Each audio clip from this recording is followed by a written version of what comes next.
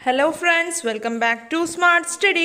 അപ്പോൾ ഇന്ന് നമ്മൾ 5ാം ക്ലാസ്സിലെ കൂട്ടുകാരുടെ സോഷ്യൽ സയൻസിലെ 8ാമത്തെ പാഠഭാഗമായ നോ അവർ ലാൻഡ് എന്ന പാഠഭാഗത്തിലെ ക്വസ്റ്റ്യനുകളും ആൻസറുകളുമാണ് ഈ വീഡിയോയിൽ ഡിസ്കസ് ചെയ്യാൻ പോകുന്നത്. അപ്പോൾ ഈ പാഠഭാഗം നിങ്ങളുടെ 2ാം പാർട്ട് ടെക്സ്റ്റ് ബുക്കിലെ 2ാമത്തെ പാഠഭാഗമാണ്. അപ്പോൾ ഈ പാഠഭാഗത്തിൻ്റെ പേരാണ് നോ അവർ ലാൻഡ്, 8ാമത്തെ പാഠഭാഗമാണ്. അപ്പോൾ ഇതിലെ ചോദ്യങ്ങളും ഉത്തരങ്ങളും എല്ലാം നമുക്ക് നോക്കാം. എല്ലാ ഭാഗത്തു നിന്നുള്ള ചോദ്യങ്ങളും ഉത്തരങ്ങളും എല്ലാം നമ്മൾ ഈ വീഡിയോയിൽ ഉൾപ്പെടുത്തിയിട്ടുണ്ട്. അപ്പോൾ ഇന്നത്തെ വീഡിയോയിലേക്ക് എല്ലാ കൂട്ടുകാർക്കും സ്വാഗതം. First question, find out the major mode of transport that runs parallel to Bharathappuzha. ഭാരതപ്പുഴയിലേക്ക് പാരലൽ ആയിട്ട് പോകുന്ന മോഡ് ഓഫ് ട്രാൻസ്പോർട്ട് ഏതാണ് എന്നാണ് ചോദിച്ചിട്ടുള്ളത്. അപ്പോൾ ആൻസർ റെയിൽവേ ആണ്. രണ്ടാമത്തെ question, how does Bharathapuzha influence the agriculture, food habits, transport etcetera of the people in Vaniyamkulam ഗ്രാമപഞ്ചായത്ത്. അപ്പോൾ നിങ്ങളുടെ ടെക്സ്റ്റ് ബുക്കിൽ പറഞ്ഞിട്ടുള്ള ഒരു വാണിയംകുളം ഗ്രാമപഞ്ചായത്തിനെ പറ്റിയിട്ട് നിങ്ങൾ ടെക്സ്റ്റ് ബുക്കിൽ പറഞ്ഞിട്ടുണ്ട്. വാണിയംകുളം ഗ്രാമപഞ്ചായത്തിലെ ആളുകൾക്കുള്ള ഭാരതപ്പുഴയെ എങ്ങനെയാണ് അവരുടെ ഭാരതപ്പുഴ ഇൻഫ്ലുവൻസ് ചെയ്യുന്നത്, അതായത് അഗ്രികൾച്ചറൽ ഫീൽഡിലും ഫുഡ് ഹാബിറ്റ്സിലും ട്രാൻസ്പോർട്ടിലൊക്കെ എങ്ങനെയാണ് വാണിയംകുളം ഗ്രാമപഞ്ചായത്തിലെ ആളുകളെ ഭാരതപ്പുഴ ഇൻഫ്ലുവൻസ് ചെയ്യുന്നത് എന്നാണ് ചോദ്യം.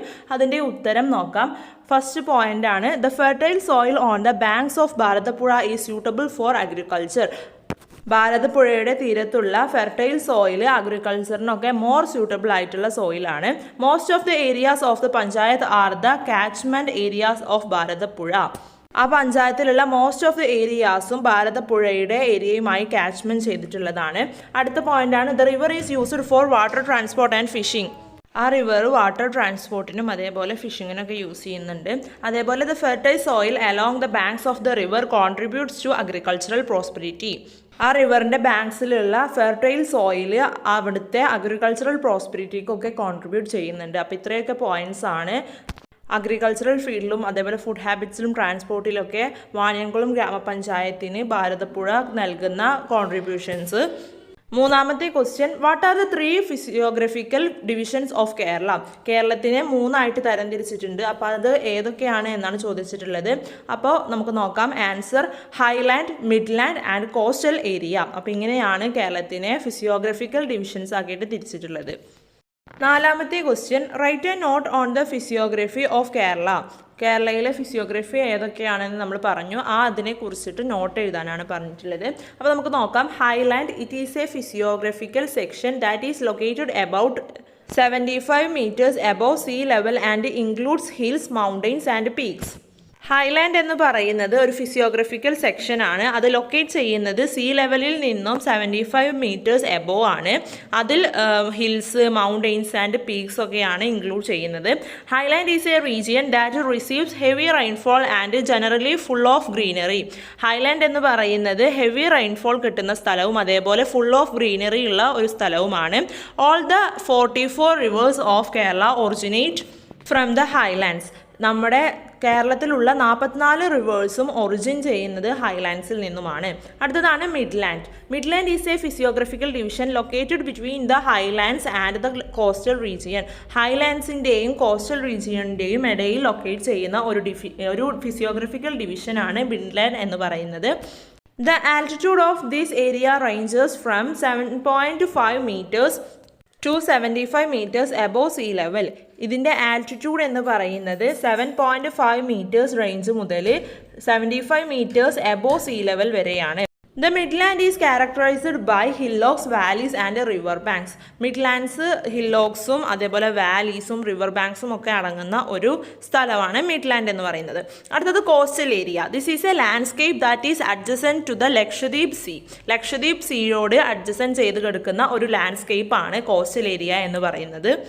This area has an altitude up to 7.5 meters above the sea level. Sea levelേക്കാൾ 7.5 അപ് ടു ആൾട്ടിറ്റ്യൂഡ് വരെയാണ് ഇതിൻ്റെ ഒരു ഏരിയ എന്ന് പറയുന്നത്.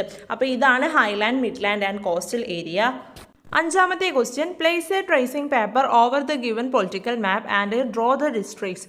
Then a superimposed tracing paper properly on the physiographical map of Kerala in figure 2. ഇത് page number 136 വരുന്ന ഒരു question ആണ്. And find the following.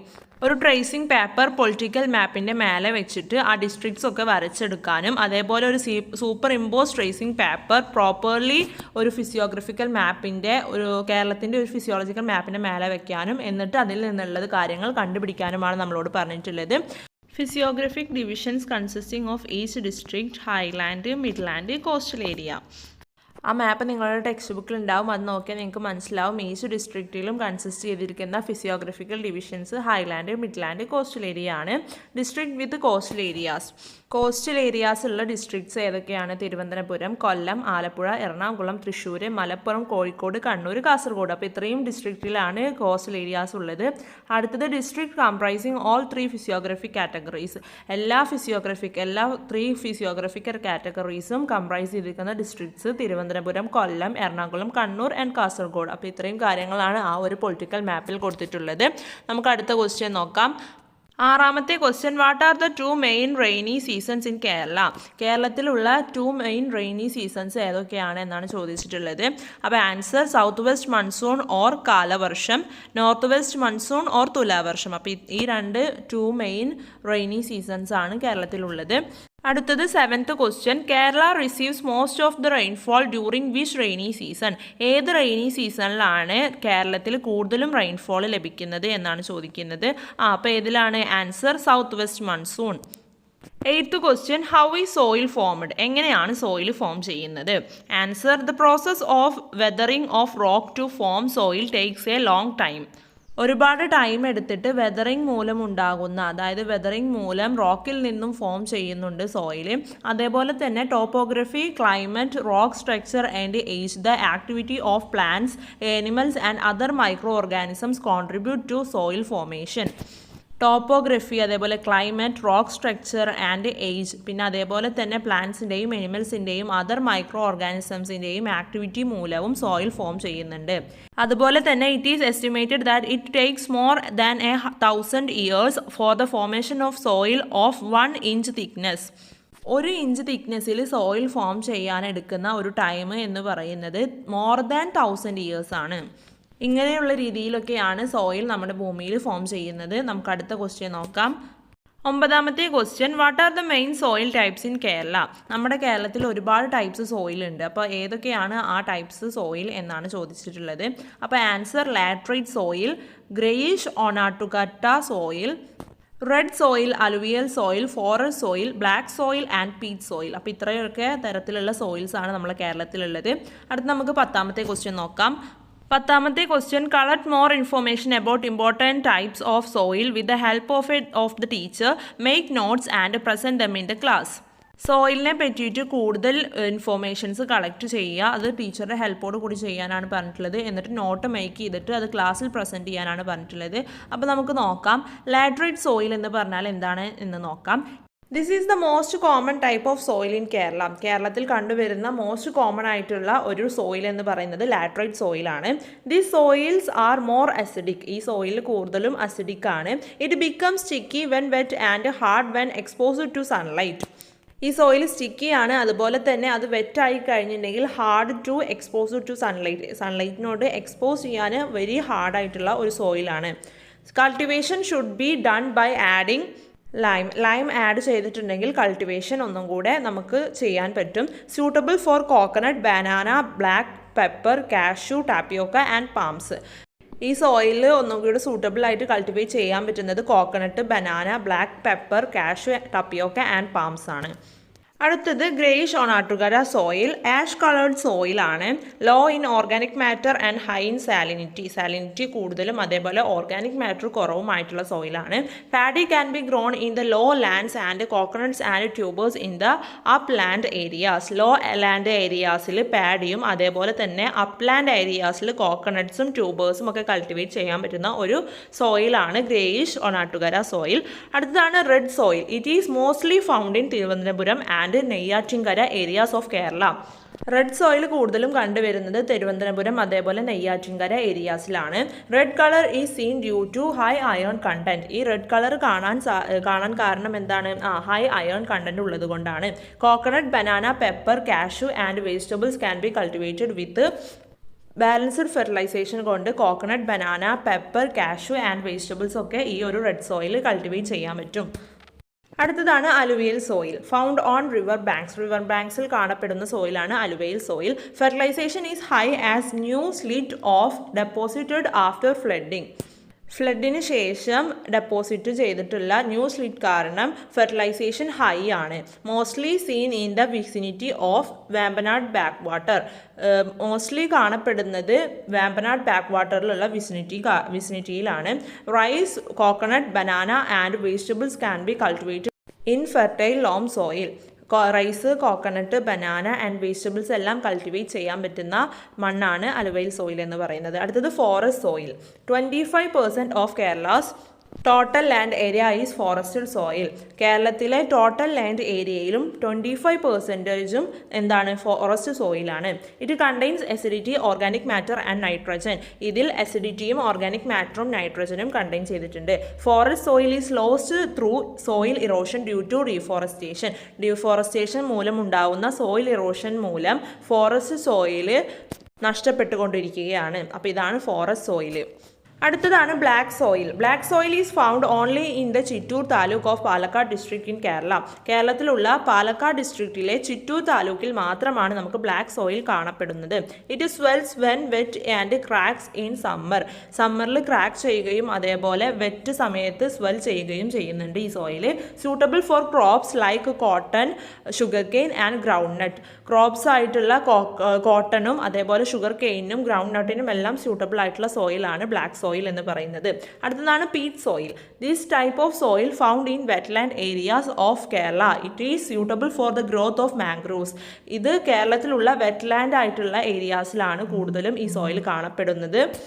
മാംഗ്രൂവ്സിൻ്റെ വളർച്ചയ്ക്ക് സൂട്ടബിൾ ആയിട്ടുള്ള സോയിലാണ് പീറ്റ് സോയിൽ. അപ്പോൾ ഇത്രയൊക്കെ സോയിൽ ടൈപ്സ് ആണ് നമ്മളെ കേരളത്തിലുള്ളത്. അപ്പോൾ ഈ സോയിൽ ടൈപ്സും അത് എക്സ്പ്ലെയിൻ ചെയ്തതും എല്ലാം കൂട്ടുകാർക്ക് മനസ്സിലായിട്ടുണ്ടാകുമെന്ന് വിചാരിക്കുന്നു. നമുക്ക് അടുത്ത ക്വസ്റ്റ്യനിലേക്ക് കടക്കാം. 11ാമത്തെ question. Which are the unique characteristics of soil are adversely affected? Find out and enlist more such context. Adversely effect ചെയ്യുന്ന എന്തൊക്കെ യൂണിക് ക്യാരക്ടറിസ്റ്റിക്സ് ആണ് സോയിലിനുള്ളത് അത് കണ്ടുപിടിച്ച് നമ്മളോട് അത് എൻലിസ്റ്റ് ചെയ്ത് എഴുതാനാണ് പറഞ്ഞിട്ടുള്ളത്. നമുക്ക് നോക്കാം. Application of excessive fertiliser and pesticides. First point, application of excessive fertiliser and പെപ്റ്റിസൈഡ്.